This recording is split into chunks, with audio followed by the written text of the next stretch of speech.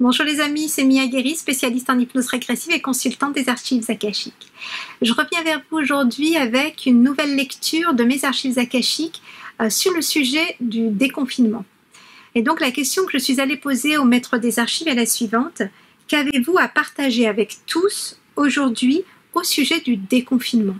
Et donc dans cette lecture, il est question de déconfinement et donc de cette nouvelle ère, de cette transition, de cette nouvelle ère que nous sommes en train de vivre. Donc avant de démarrer cette lecture, je vous rappelle que cette lecture des archives est celle de mes archives. Qu'ensuite, elle passe cette lecture par le filtre de mon mental. Les maîtres de ce plan de conscience, que sont les archives universelles où tout est enregistré, me transmettent l'information au regard de qui je suis, même si effectivement j'ai posé une question qui concerne tout le monde. Mais reste que ça passe par le filtre de mon mental. Ce qui est donc important pour vous, c'est de garder votre libre arbitre et d'être responsable vis-à-vis des informations que je vais vous donner aujourd'hui. Gardez votre esprit critique, gardez votre analyse, gardez en vous, retenez de ce que je vais vous dire que ce qui sonne juste, qui sonne vrai pour vous. Tout ce qui ne l'est pas, eh bien, vous pouvez le balayer et puis l'oublier. Ok ? Voilà, je vais pouvoir commencer du coup cette lecture. Pour ceux qui n'aiment pas trop écouter longtemps des vidéos, bon, elle ne va pas durer bien longtemps cette lecture, mais quand même, ou qui préfèrent tout simplement lire et relire, eh bien je mettrai la version écrite de cette lecture sur mon site internet, mon Facebook et mon blog. Voilà, donc vous pourrez la retrouver très facilement sur www.miaguery.fr. Allez, c'est parti. Donc je rappelle la question. Qu'avez-vous à partager avec tous aujourd'hui au sujet du déconfinement? La population mondiale a eu très peur durant cette période très particulière qui vous a été donnée de vivre, qu'il vous a été imposé de vivre. Ce fut un bienfait pour l'humanité tout entière que ce temps d'arrêt. Il a permis aux uns de procéder à cette fameuse introspection qui est nécessaire à un auto-nettoyage. Puis, dans un second temps, à une découverte de ses souhaits profondément enfouis, parfois et pour certains. Il a permis aussi à la terre-mère de s'auto-nettoyer quelque peu. Certes, tout reste encore à faire en la matière, mais la Terre a pu entamer son processus évolutif vers lequel elle souhaite entendre. Vous avez tous pu en constater les effets. Votre belle Terre est d'une telle puissance énergétique qu'il lui est facile d'évoluer vers un mieux-être, balayant parfois tout sur son passage. Et c'est ainsi que les choses de ce monde bougent. Les uns font avancer leurs pions, les autres y allant à reculons, et pourtant y allant tout de même. Donc oui, le processus de transition est enclenché pour tous. Reste maintenant à savoir comment et qui va souhaiter accélérer en soi ce processus. En effet, cette introspection générale avait pour fonction, au niveau individuel et collectif, de vous permettre de prendre conscience en votre fort intérieur qu'il est grand temps pour vous de voir changer le mode de fonctionnement de votre société. Elle manque cruellement d'égalité et de justesse, dirions-nous. Les uns vivant pleinement, aisément, les autres ne se contentant que des miettes qui peuvent à peine permettre leur survie. Comment un tel monde peut-il perdurer, sinon dans la souffrance grandissante pour une majorité d'entre vous? Il convient d'analyser les événements au niveau global. L'égalité de traitement doit devenir la norme si vous souhaitez vivre plus en paix et en harmonie les uns avec les autres, et non chacun dans son coin. Je pose alors la question. D'accord pour le principe, concrètement maintenant, comment faire les bons choix pour une société plus juste? Et ils me répondent.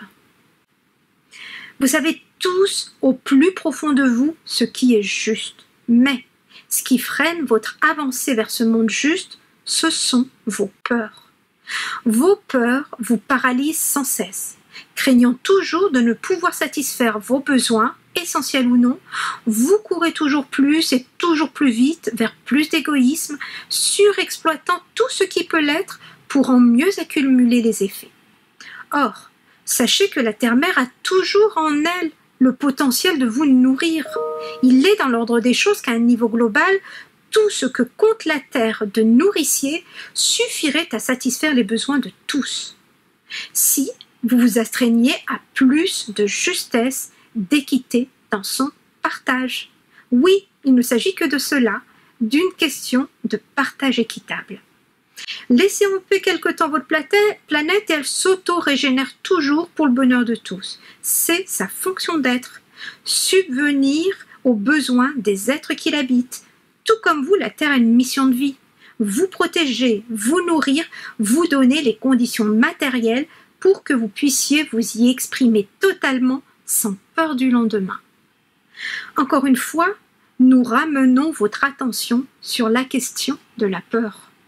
Rappelons-le, c'est elle qui vous empêche d'être dans votre plein potentiel pour exprimer vraiment qui vous êtes. L'homme est fondamentalement bon, n'en doutez pas. Nous entendons ici certains te dire que cela ne se peut, et nous leur répondons que si, l'homme est profondément bon. Mais en effet, parfois faut-il aller très profondément pour y découvrir cette bonté. Mais comprenez que l'homme ne souhaite en réalité que vivre bien en toute sécurité au fond de lui. Donc, aujourd'hui, il appartient à chacun d'entre vous de faire surgir pleinement cette bonté intérieure. Comment? Eh bien, en se débarrassant des peurs qui vous maintiennent dans un état second. Pour cela, croire pleinement qu'un nouveau mode de fonctionnement collectif est la première étape. Croire vraiment cette étincelle de lumière que chacun de vous ressentait là, au fond de votre cœur, et lui permet de prendre encore plus d'ampleur en vous. Ensuite, il s'agit de poser individuellement les jalons de votre nouveau mode de fonctionnement. Vous avez eu le temps pour beaucoup de vous jauger intérieurement. Cette introspection ayant pour objectif de faire naître en vous vos aspirations les meilleures. Il vous appartient désormais de les mettre en application. Alliez l'idée à la parole à l'acte. Et c'est ainsi que vont les mouvements intérieurs, emportant sur leur passage ceux qui seront alors touchés par cette mise en vie de ce nouveau mode de fonctionnement. Nous voulons dire par là que c'est par l'exemple individuel que le collectif se met aussi en mouvement, la somme des actions des uns emportant l'adhésion des autres. Je leur pose alors la question. Ok, je comprends, chacun se doit aujourd'hui de choisir de vivre tel qu'il le ressent au plus profond de lui. Mais j'entends souvent dire à ce sujet, oui, mais si je me lance dans ce que je veux vraiment, j'ai peur de perdre cette stabilité de vie que j'ai déjà durement acquise. Que leur répondre?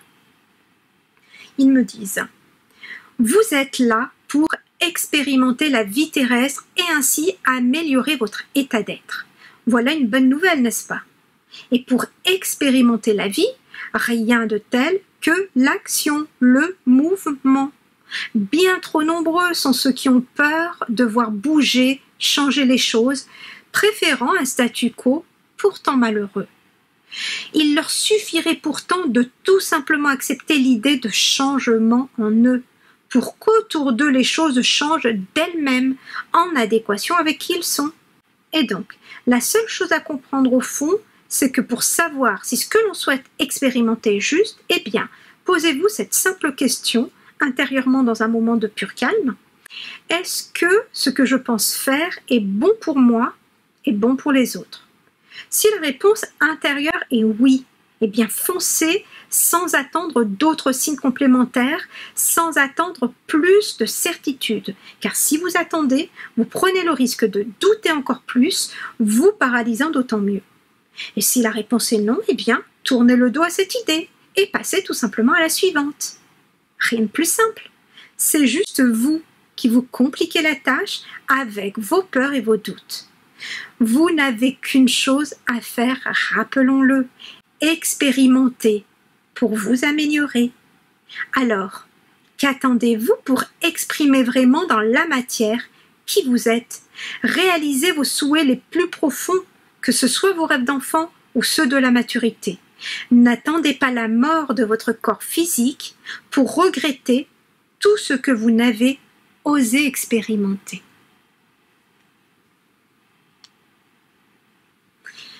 Voilà les amis, le contenu de cette lecture de mes archives.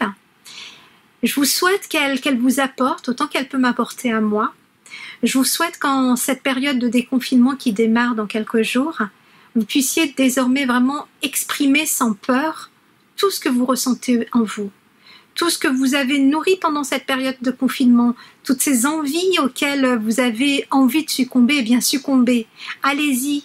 Vous pouvez savoir intérieurement si oui ou non c'est ce dont vous avez envie et c'est ce qui est bon ou non pour vous et pour les autres. Si c'est oui, allez-y, faites. Faites, n'attendez pas. C'est tout ce que je vous souhaite. Ne vous laissez pas happer par toute cette peur ambiante, cette peur qui est auto-nourrie par tout ce qu'on entend, notamment dans les médias. Faites attention à cela. Ne vous attachez pas à cette peur. Regardez inversement à tous ces nouveaux objectifs que vous pouvez mettre en œuvre dans votre vie, à tout ce qu'il y a de beau autour de vous dans la vie. Il n'y a pas que du malheur, il n'y a pas que des morts. Il y en a, certes, ça fait mal, on est tous d'accord. On a tous perdu autour de soi des proches, morts du corona, morts du cancer ou morts pour d'autres raisons.